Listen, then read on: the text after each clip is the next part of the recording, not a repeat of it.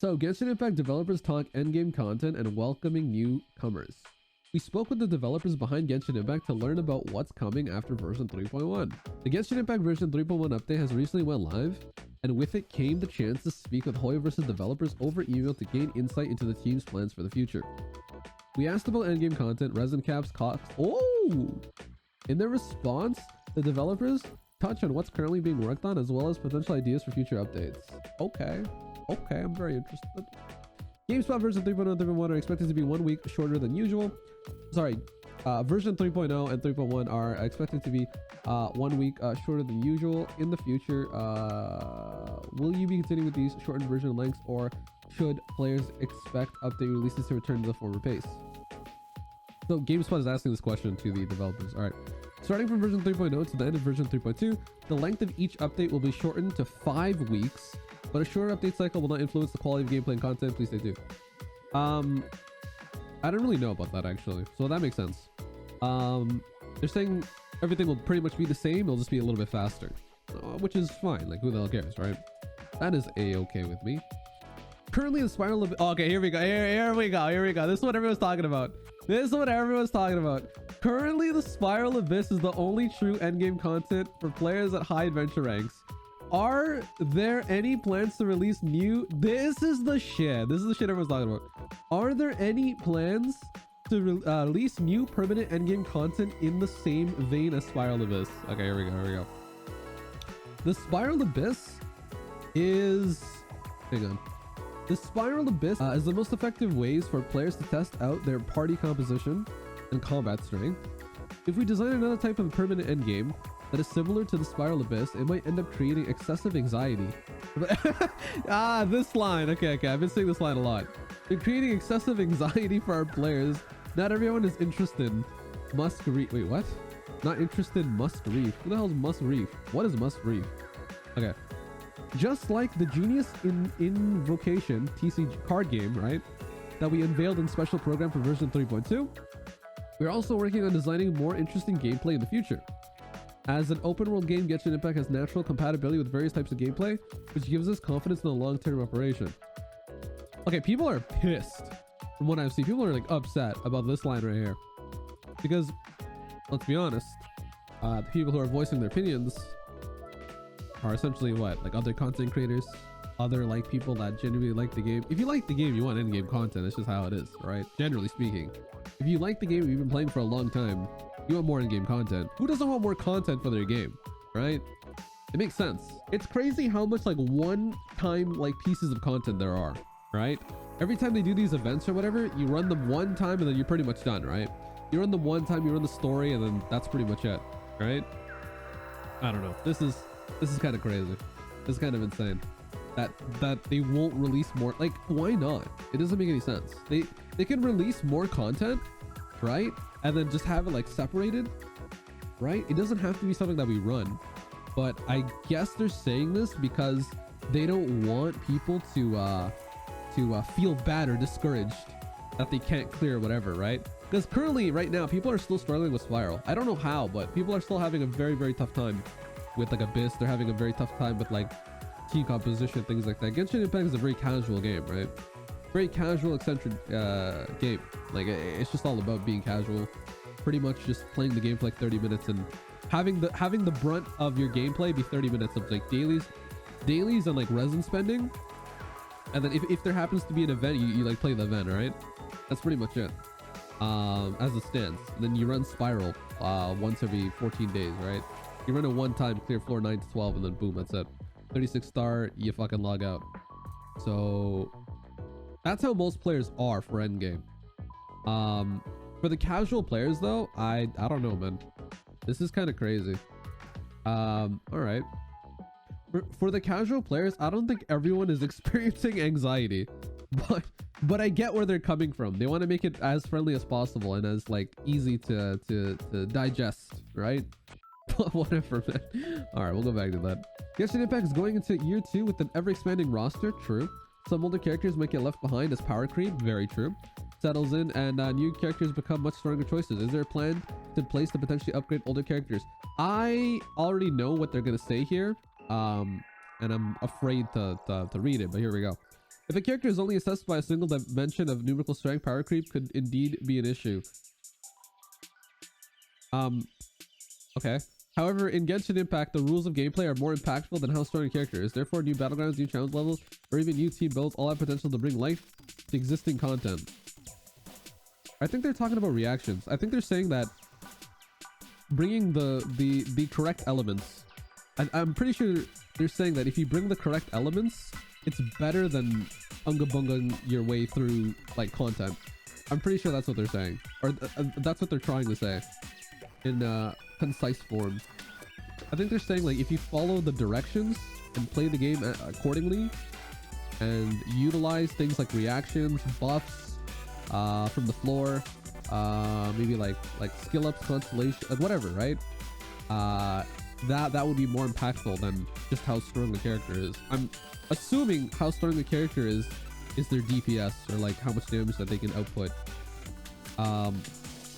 which is kind of true, I suppose, but yeah, it's really weird to say that. Therefore, new battlegrounds, new challenge levels, or even new team builds all have potential to bring new life to existing content. That's true. I mean, you can always fuck around with different builds. You can always mess around, see what you like, you know, experiment, have something, you know, fun, breathe life into the game in your own way.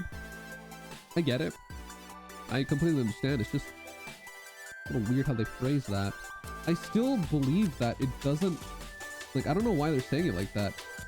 Right? Dimension of numerical strength, power creep could indeed be, it's not could, it is an issue. There are characters that will be swept under the bed because there's just better options. Like, it's just how it is. As they release more characters, other characters will fall, you know, out of meta, and then what's the point of using this fire claymore user when this other fire claymore user is just significantly better, or, you know, whatever it is, right? I get it, yeah. But at the same time, it's just whack to say it like that.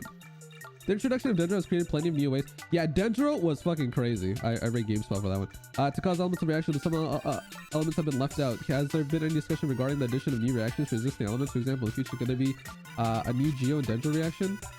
I think they should add a little bit more with Dendro as well. I think there should be like a Dendro cryo reaction, but whatever.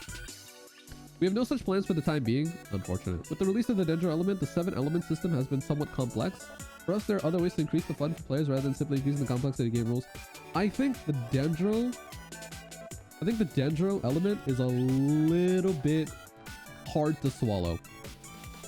I think it's a little bit hard to swallow for casual players because there's so many. So the way that Dendro works is that you do a reaction and then that reaction can react. That sounds complicated, but it's what it is. So the way that Dendro, so most reactions are one element plus another element equals this, right? Pyro plus cryo equals 1.5 times damage, right? Which is melt. And then cryo plus pyro equals 2 times damage, which is also melt, right? But like the correct way, instead of reversing. Dendro's basically a two-parter reaction. Like first you react and then you react to the react. To react to anything, I guess. But yeah. Anyway, with easy and open rules, given some time, players will come to discover their own ways of developing builds. That is the fun of the game.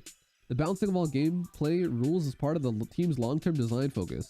Plus, the team's experience and learning from players' feedback in the long run are all important to maintain the focus. I think they're talking about like. I think they're talking about like making sure like certain things aren't like too busted, right? I guess like in terms of reactions, I suppose, and providing like, you know, ICDs and whatever. I'm assuming that's what they mean, but I don't really understand the balancing of all gameplay rules. Like, what are gameplay rules that they're talking about? I feel like it encompasses team comp. It encompasses like how buffs work, things like that, right? The fact that EM doesn't stack, even if you have multiple buffs for it. EM stacking buffs don't go on top of each other to make stronger buffs. Like things like that, I believe, are gameplay rules. But anyway, for us, there are other ways to increase the fun for players rather than simply increasing the complexity of game rules. Yeah. The world of Tevat continues to expand, giving the players so many more challenges to complete. Daily domains, bosses, ley lines. Is there a chance we see a cap increase for original resin or a quicker regeneration rate to allow players to take on more of these challenges each day? Domain, bosses, and ley lines are important means to farm character and weapon ascension material and resins are required to claim these items as rewards. Meanwhile, we're also providing more options for gamers to obtain character. What? Okay. For example, many characters and weapon ascension material can be obtained and redeemed from events that we run periodically. It feels like they dodged the question. I don't know why. It feels like they dodged it. It doesn't feel like they answered the question. It feels okay. It feels strange. It feels really strange when they said there. But yeah, no. I kind of get it. I kind of understand. Instead of increasing the cap of resin, they'll give us a little bit of material. But like, why? Why didn't they say anything about the? They didn't even answer it. They just said that that's what they'll do. I'm guessing that means no, right? I'm assuming that means no, that they're not going to do that, and instead they're going to give us material through events, which they've already been doing anyway. So I get it. I strongly believe that resin is a limiting factor, and it's one of the reasons why we come back to play the game, right? Because we have to wait for our resin to come back, then we can play again, so we can farm, right?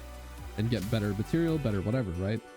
I just find it strange that they worded it like this.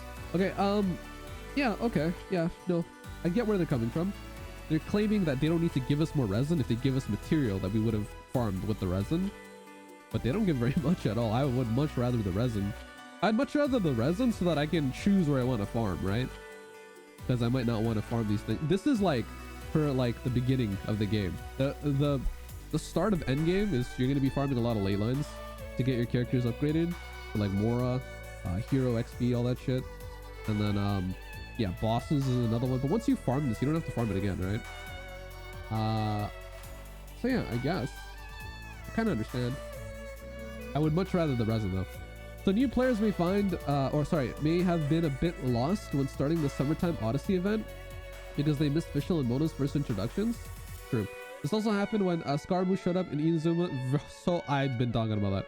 After appearing in the limited time monster event, is the team considering adding a way for new players to see or replay old story-related content and cutscenes? Please. Okay, let's see what they have to say.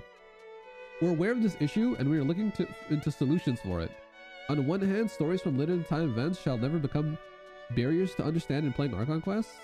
On the other hand, we're also working on beginner tutorial adjustments, client capacity optimization, intelligent management of past content, and other optimizations.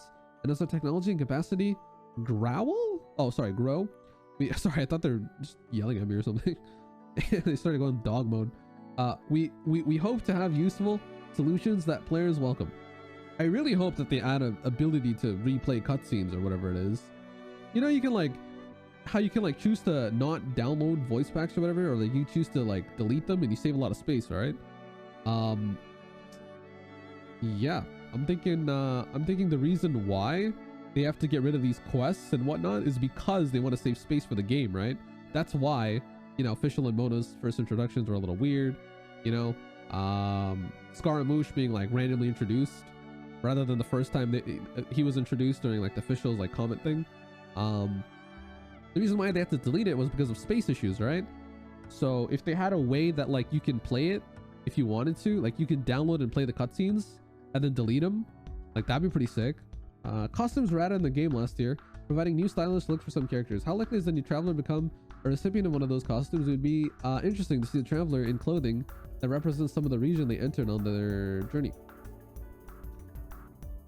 Oh, this is not beefy at all. Intriguing idea to design outfits and accessories with regional characteristics for the traveler. We do not have anything to share. Okay, alright. Okay. Alright.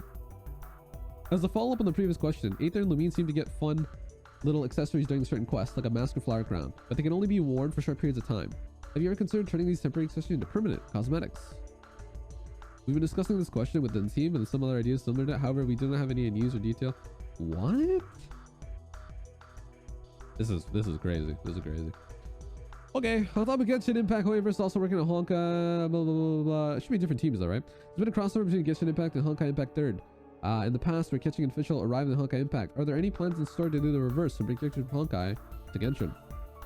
In terms of characterization, we wish to channel more effort and attention into creating characters from the world of Genshin Impact. If there are new opportunities for crossover in the future, we will be sure to share them with everyone.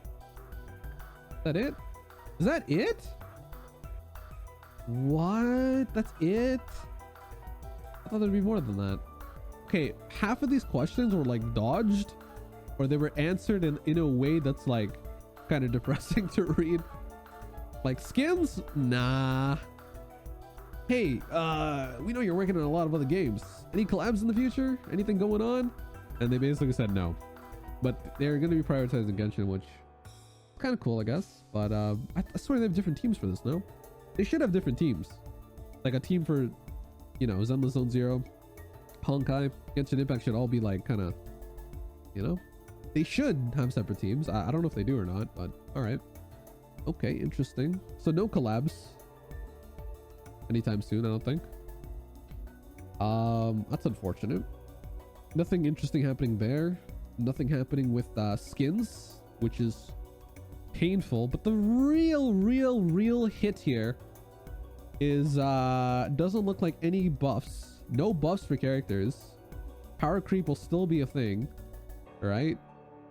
And then on top of that, yeah, they told us to farm ley lines or some shit.